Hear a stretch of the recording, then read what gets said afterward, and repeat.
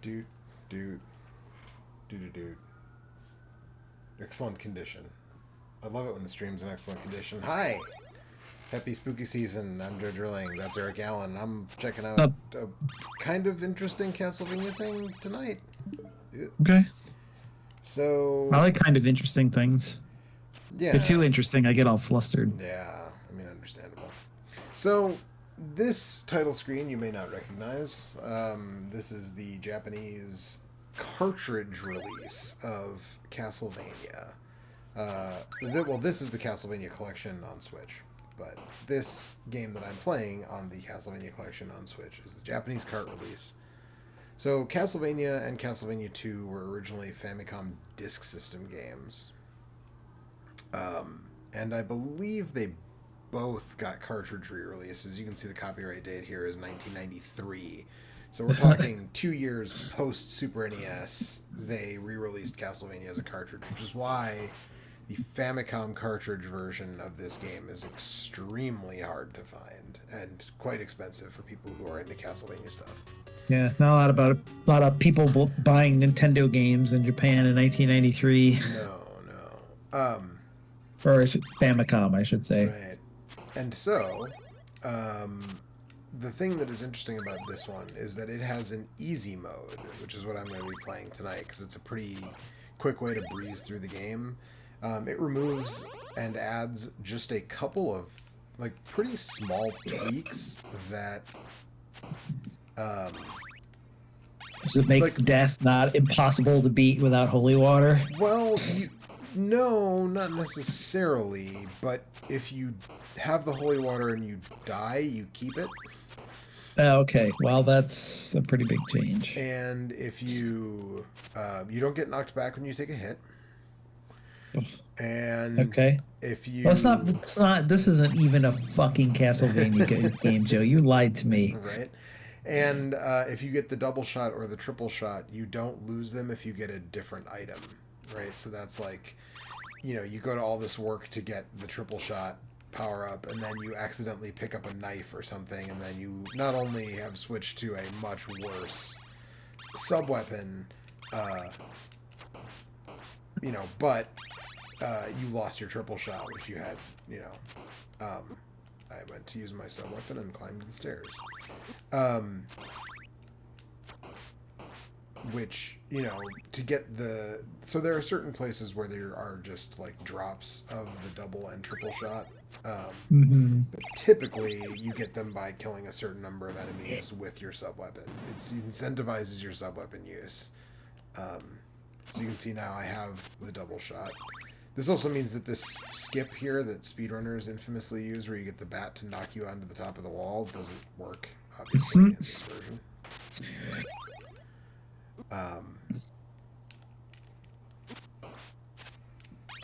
But yeah, it's an interesting version of the game, and I mean I have beaten this game at the standard, American cartridge difficulty.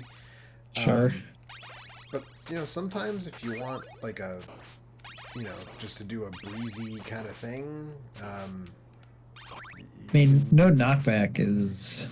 It makes all the... That's the thing that really, makes all the difference, is just, that one simple change of you don't get knocked back when you take damage. Medusas go from a nightmare to kind of a... Not much of an anything, really. Yeah, I mean, you can just kind of tank the damage from them, where you really couldn't do that before. Obviously. Also, I think you take less... I'm trying to remember. I know in Castlevania 3, the way that you take damage is, fundamentally altered, but in this one, I don't actually remember in the US version how, if they changed the damage output or I don't know. It's been too long since I played it. I don't remember. But it does have the same... I think the last time I beat this game was on one of these streams, like the first year we did them. Maybe been hanging out with Maddie at the time. That seems quite positive. Because this game is, I don't know, I guess it's notorious, but it's not really that hard, aside from the death boss, and then there's some parts in the very last stage that are, brutally unfair, but Other than that, it's not so bad, really. As long as you're capable of kind of compensating for the knockback, which is the thing that always messes everybody up, I think. Yeah. Yeah, I mean, it's again, just those couple of things of, keeping an item after you die. I mean, that makes a huge difference too, right? Like, crown disappeared before I grabbed it. And yeah, the lack of knockback is just like, it is practically a different game. Yeah. But again, it's... And if you want to go the other direction, there is the Versus Castlevania arcade version, which is on Switch or it's not on Switch Online, but it's on it's on the eShop as an Arcade Archives thing, and that is a version that just changes a couple of things in the other way. The most notable on that one is the time limit is reduced significantly. Right. So you take a lot of kind of bullshitty deaths to. You have to learn the game. Yeah. Which I guess if you played it a bunch at home and then wanted to play it in the arcade for some reason, that would be like a way to, well, now I'm going to see if I can test myself against this time limit. But if you had to learn the game in the arcade that way, like, I don't think I would be into that. I mean, it's almost as if the arcade is specifically designed to steal your get money out of you. Yeah. Weird. Or just play the US version of Castlevania 3. Yeah, right. It's just that's another one. Really difficult. It's annoyingly hard. That's another one that I've you just died, right? You just died twice on this level. Yeah. Like I've beaten Castlevania 3, American Castlevania 3, and like, it's one of those things where it's like, yep, I did it. I made my fucking point. I don't really feel like I need to go back and do it. God damn it. I don't need to go back and do that again. Like, once was enough. I made my point. From now on, I only play the Japanese version of Castlevania 3. I like these games quite a bit. I know they're a little antiquated, I guess, but well, that's not good. Nothing can stop you from jumping directly into a hole on your own. So. Not unless you play the baby bumper version of Castlevania, where they put little covers on the hole, so that way when you fall in, you just kind of land on it. But as you can see, I kept my triple shot and my sub weapon after I died, which again. Well, thank God you have a triple watch. Yeah, right.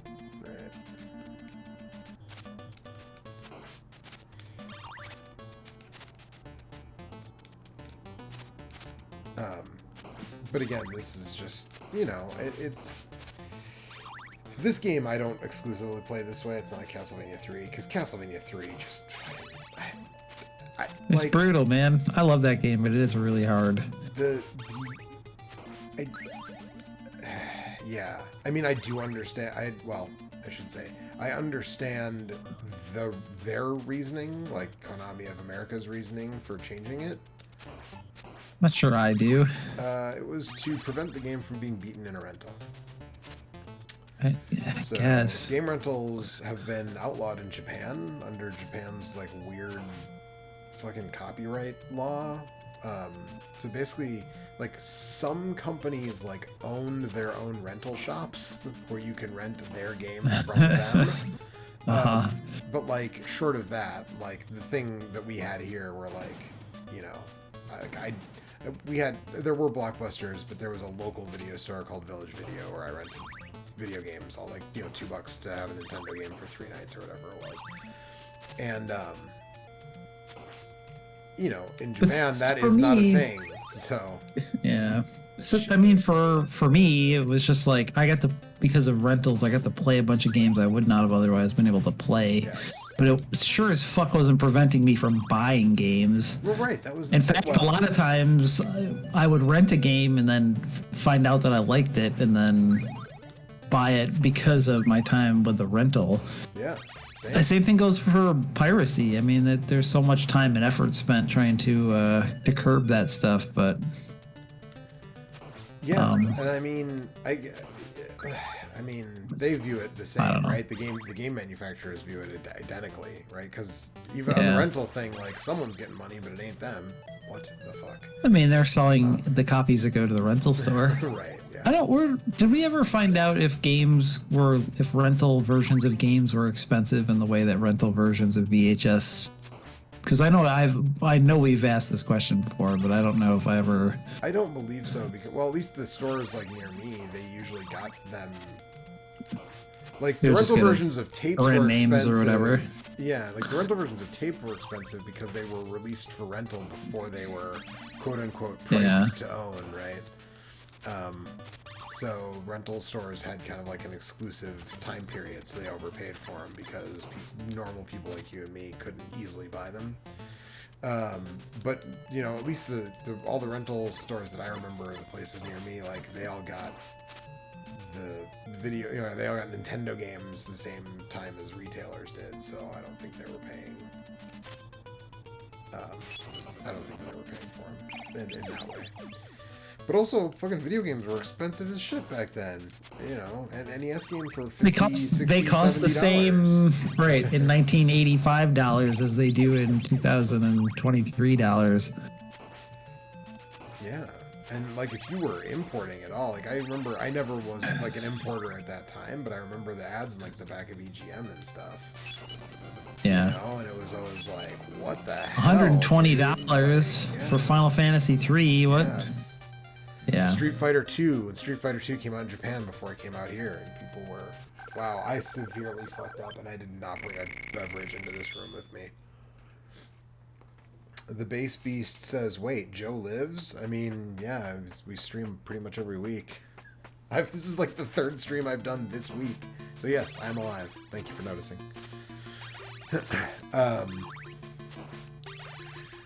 What the hell was I saying? Oh yeah, so but yeah, I mean, same thing with me, right?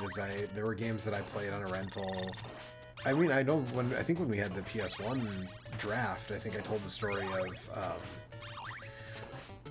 I like told my parents, like I was really into Spawn when I was a teenager, a preteen and a teenager, and there was a Spawn PS1 game, and I remember like asking for it for my birthday or whatever, and then I rented Castlevania. I rented it and Castlevania Symphony of the Night. I was like, I have important news for you, Mom. Please don't buy me this bad game. Please buy me this good game instead. Yes. Those claw physics, pretty impressive for PlayStation 1. Yeah, right. Was that the PlayStation 2 Spawn game that had the... There was a PlayStation 2 Spawn game? Wasn't there? Fuck, I don't know. There was Spawn everything, man. It was the 90s and early 2000s. Dreamcast, right? There was a Capcom arcade game that was on Dreamcast, I think. And I've heard Spawn that one is Armageddon is the PlayStation, GameCube, and Xbox One. Oh, I guess because Spawn was in the Xbox version of Soul Calibur 2, I thought that was like strictly an Xbox affair, but apparently not.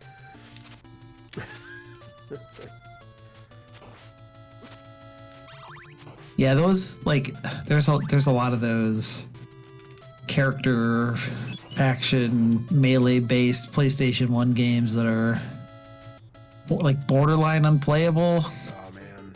Spawn and Nightmare Creatures and Fighting Force. Yeah. Your favorite Fighting Force. Yeah.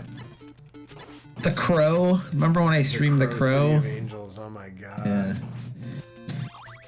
Well, if you turn the Bad Crow movie into a video game, you're gonna get I'm sorry, the first Bad Crow movie into a video game. You're gonna get a bad video game. I mean, Spawn had so many video games, and like I think, again, I've heard that the Dreamcast one is like, you know, okay. But like I feel like I've heard pretty much nothing complimentary about any of the other Spawn video games. Like the Super Nintendo one is garbage. The PlayStation one is garbage. I mean, it's trash all the way down. Right, there's like a Super Nintendo one. Yeah, and there was also like a Super Nintendo Wildcats game as well. There was almost a Super Nintendo Shadowhawk game. Oh man, did you listen to the Video Game History Hour podcast with Danny O'Dwyer recently? I don't think so, no. He was talking about principally he was talking about his archival project, the Notebook archival. Yeah. And they basically just took all of the tapes from the GameSpot and Giant Bomb like tape archive. Right.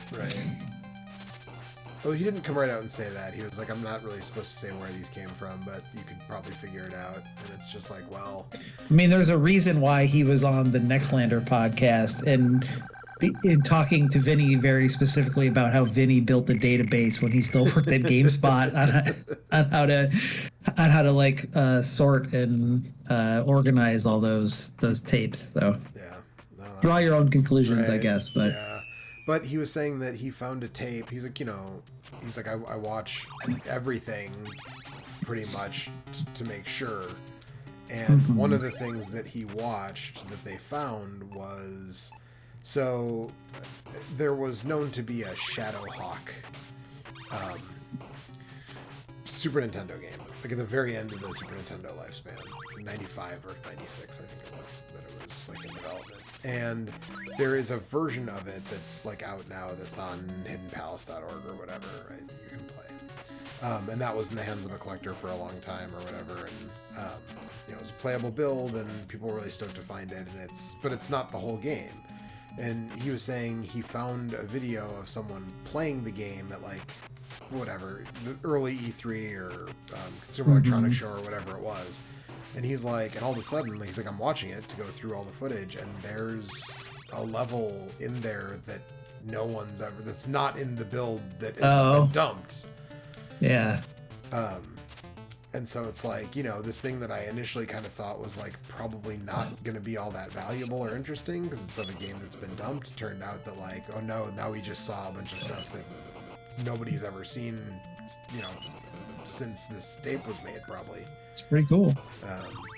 Of this, unreleased Image Comics tie-in game. That's cool. I don't know what Shadowhawk is, but... he was basically... Image Comics was, super edgy when it came to just about everything. He was basically like edgy Batman with AIDS. And I'm not even making that up. Like, that was part of the deal, was that the character had AIDS, because it was the 90s and, they were being edgy. And so, like, the thing was, like, that everyone were like, he's going to die eventually because he's got AIDS. And so, like... I mean, we're all going to die eventually, whether we got AIDS or not. Right. He's going to die, at the time. He's going to die sooner than the rest of us. But anyways, it was like... So, I mean, the game is like a... It's like a, maximum carnage brawler. Is he gay? I don't think he was. I mean, obviously, not only gay men can get AIDS, but I feel like those things black, kind of like were. Was he? Yeah, he was black. So that was the right. Well, gay people or black people got AIDS. That's. I was wondering. Yeah, that's yeah. But yeah, it was.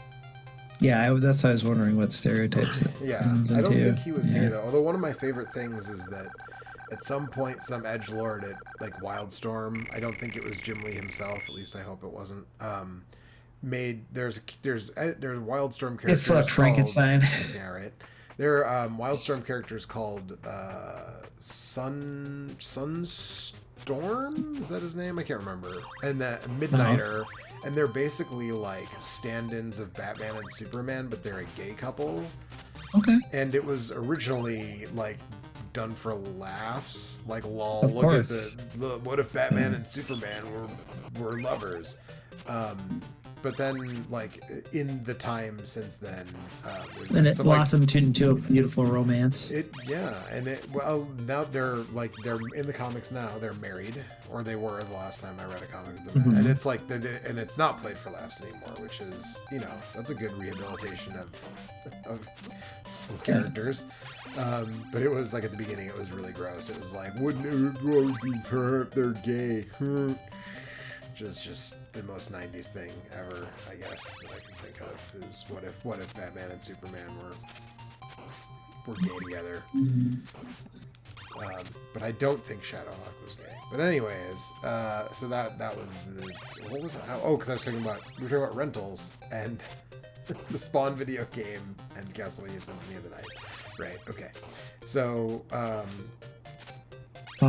yeah. But that's. So see, rentals do serve a purpose. They kept you from giving more money to Todd McFarlane for the Spawn video game, and I'm grateful for that.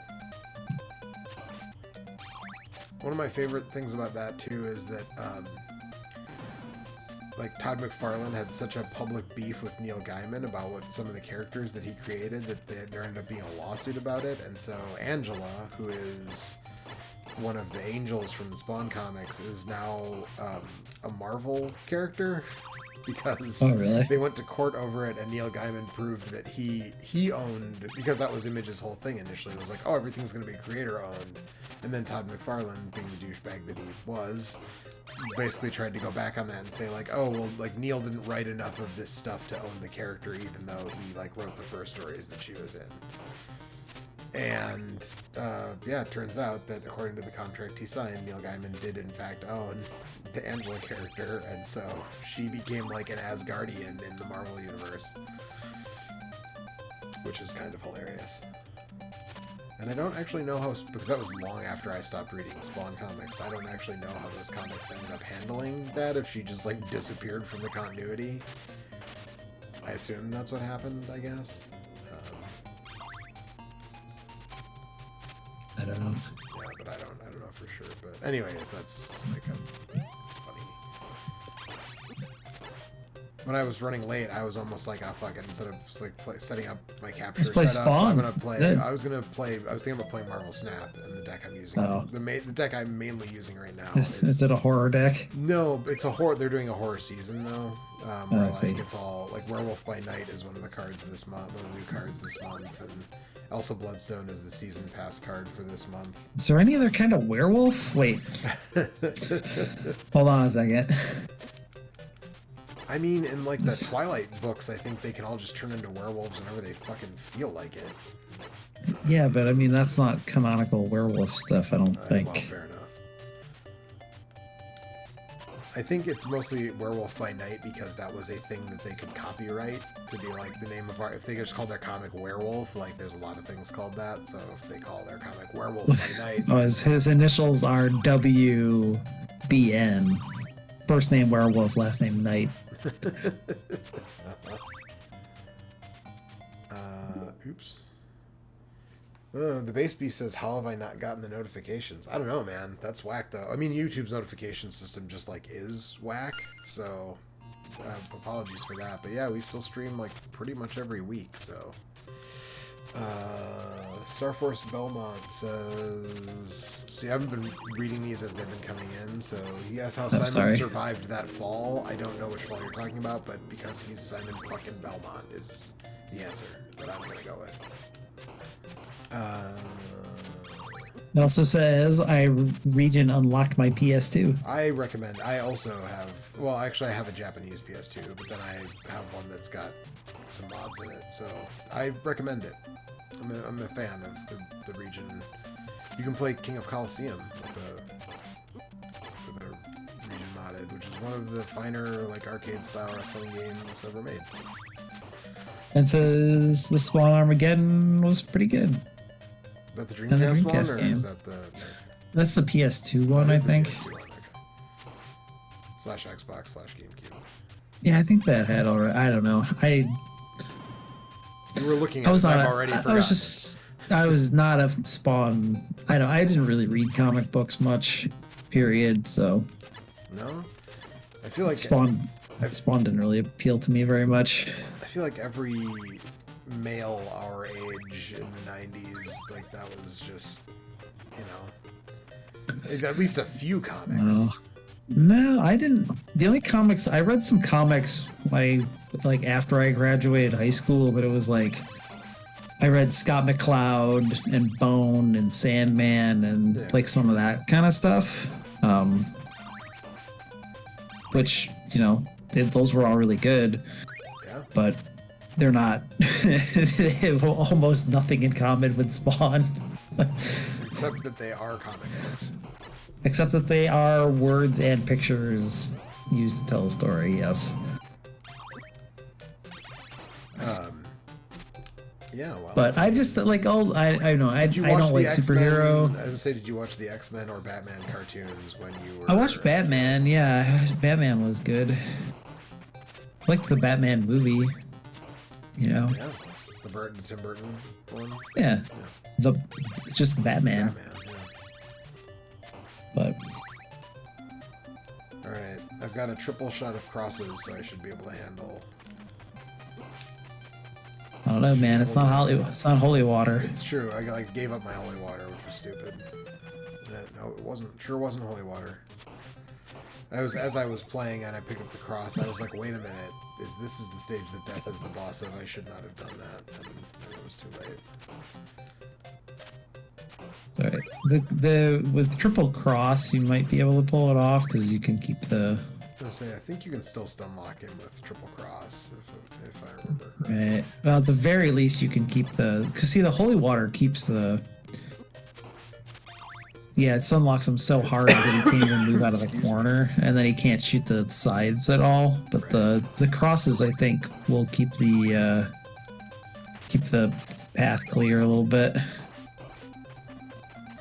Let's see. Star Force Belmont says, when I said how did Simon survive that fall, I meant the cutscene from 3 to 4 where he drops down the pit. Yeah. I mean, he's got a bad back. Look at the way he walks. No, he doesn't have a bad back. He's hunched forward, ready for action. That's what the creator. Is that what that is? What the creator said. Yeah, when someone asked him about it in the last few years. It was like, "What's up with this? Like, he's got like sciatica." Posture. Yeah. And he was like, "No, he's supposed to be like an action hero, like crouched forward, ready for anything." Pose. That was the intent. Got him. Good fuck, Death. Now that Death is dead, we'll live forever. That's right. He'll be back in the sequel. It's fine.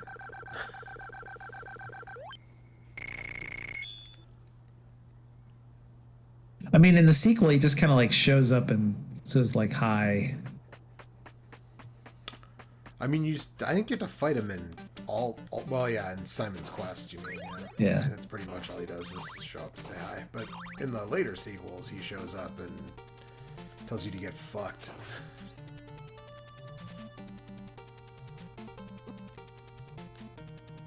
So my strategy has always been to just run past the legion of level 1 bosses that you see at this part, but boy, I'm doing that shit even harder when I can't be knocked into a pit by one of their fireballs. Yeah.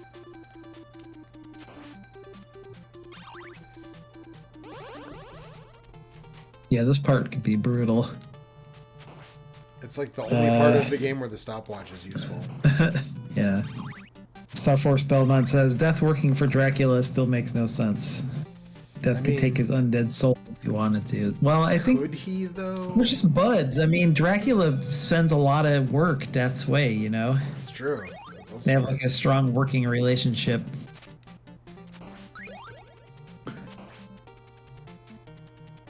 So one thing that I'm a little mystified with this game, the easy mode of this keeps, and that the sequels actually kept kind of just in general, is the upgrading the whip thing. It's like it's so fast to upgrade your whip in this game. It's like the first 2 items or 2 of the first 3 items you get are the whip upgrades. it feels pointless. Why take it in the first place? Yeah, like why? Don't even take it from me. Just let me keep it. Good point. Hey. There's an enemy in this game that is like a lizard with 2 heads, and its official name is Doublehead. I was gonna say its official name is Alex Rio. Hello. What's up, bud? I mean, that's true to its name. You know what I mean?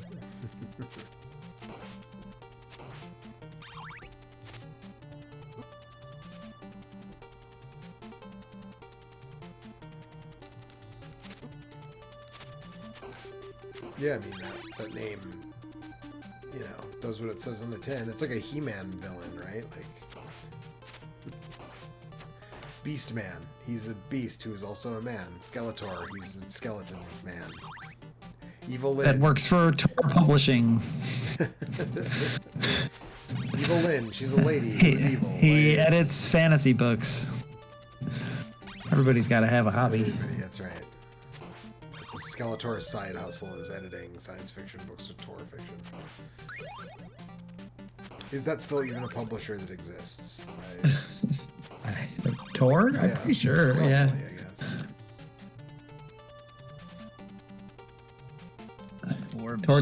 Tor.com still up and functioning.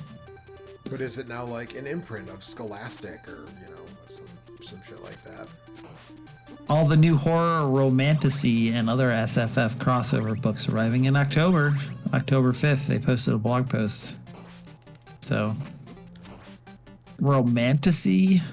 I assume that's romantic fantasy? That's Yes. where I'm going with that. We don't need to make new portmanteau words,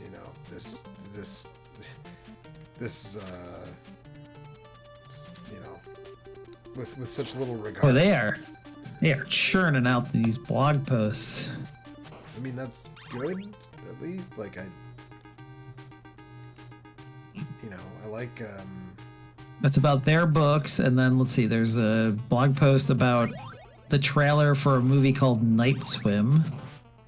There's a blog post about a live-action cyberpunk TV show. There is a blog post about R.L. Stine. It asked me if I was between. These are all posted today. I also got that, and I don't know what that means. It asked me if I was between 13 and 15, and I didn't think about what it was, and I just clicked yes. There's a blog post about the most recent episode of Star Trek Lower Decks. These are all posted Star today. Trek Enterprise rewatch. What the hell's going on? That was on the second. Daedalus. I don't know. I'm getting out of here. I'm getting the hell away from this website. Star Force Belmont says, in the Japanese manual of 3, the wall meat is described as a werewolf leg. So that's pretty disturbing implications for Trevor. I mean, listen, when you get bit by the werewolf, you turn into a werewolf. But when you bite the werewolf, who knows what happens? You get a bunch of health back, I guess. Does that mean that Simon Belmont has that dog in him? I mean, in a very literal sense, I suppose, yeah. Also, that's a pretty small werewolf. I mean, werewolves are like people. They come in all different shapes and sizes. Like, About the size... Yeah, but there's not many people that are the size of a chicken, you know? It's true. 1 cc, baby. I mean... in easy mode, but still. Just a half hour. Come on, Joe.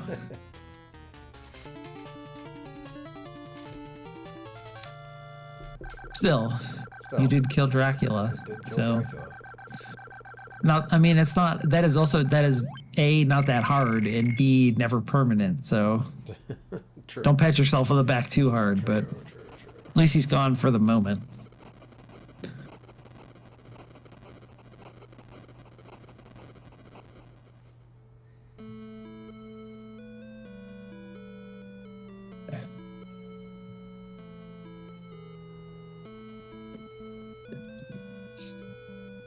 He says, no, I mean, in terms of the implications of eating a human turned into a wolf. I mean, if it's in the wolf form, then it's just dog meat, baby. Don't worry about it. Music by James Banana. He's a Bram Stoker. I He's haven't also seen very this good. in a while. Yeah. Dracula, Christopher B. Love Cheney Jr. Boris Karloff I think is the best. And the hero, Simon Belmondo. Yep. You played the greatest role in this story.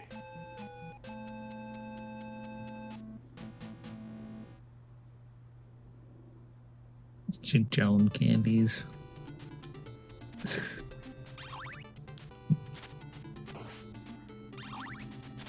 Well, feels early to end the stream. I've only been doing it for a half hour, so I guess probably I should play a different Castlevania game. You can if you want to. Or we could go play Baldur's Gate for a little bit. Yeah. The gang's all here. The gang's all here. That's true. You got to. Yo, we gotta get you further in there. You only played a little bit. I don't even remember what we were doing. I think we were in the Goblin. Yeah, we were. Yeah, yes. I do remember what we were doing. A bunch of goblins. Yeah, that's fair. And I mean, we're going to be doing a bunch of these, so I guess doing a short one isn't the worst thing in the world. So, all right. Hey, that was Castlevania on the Famicom with the easy mode. And I like to just breeze through the game this way once in a while. But also, like, if you are interested in these games and they feel too daunting or too difficult, like, that is a good way to play the first game. And it's a lot easier than the standard difficulty, for sure. Though if you want that in Castlevania 3, you're gonna have play the to Japanese mod version. it. Yeah, but even then, you still have to deal with knockback and. That's true. That is true. But all right, we'll be back. I don't know, maybe tomorrow, maybe Saturday. We'll be back with more stuff. We're gonna do a bunch of these this month, as we always do. So, night, everybody. Bye.